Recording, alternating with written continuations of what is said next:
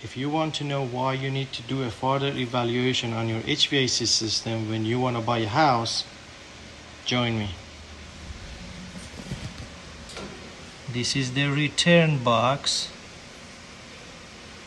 full of trash and dust.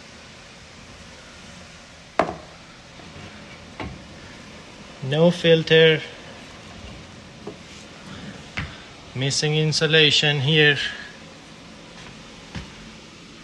We've got some fungus growth on the wiring. This thermostat is miswired, is now running on heating. And we've got the cooling check too. I'm sure there is more issues.